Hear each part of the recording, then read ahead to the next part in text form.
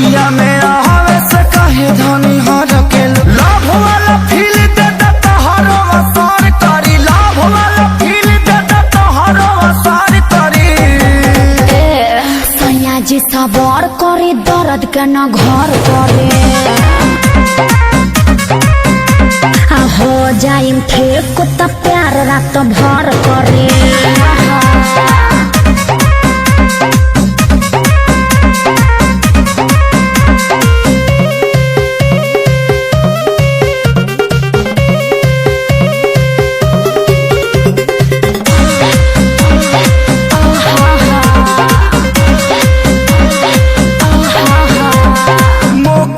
धोखा तू दे बेलू रानी मन बापिया सल पिया दाना पानी किया पन मन मना लीजिए चुम्मे से काम चला लीजिए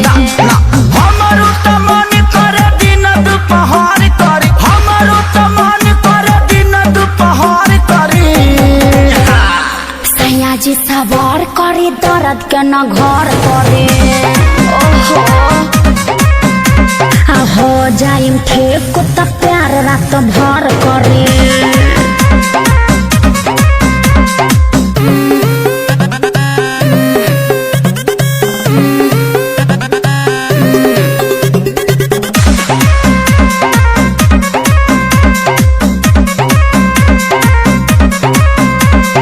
रोजे रहेला तहर नया बहाना मरद के दर्द तनी बुझे जाना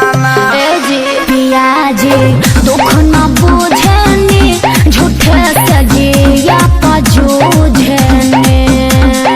ऐसे घबरालू जैसे लागता मोटर करी ऐसे घबरालू जैसे लागता मोटर करी सैया जी सवार करे दर्द के न घर करे सैया खेसारी पहले पवन के खबर करे वो का बेची है बीच में।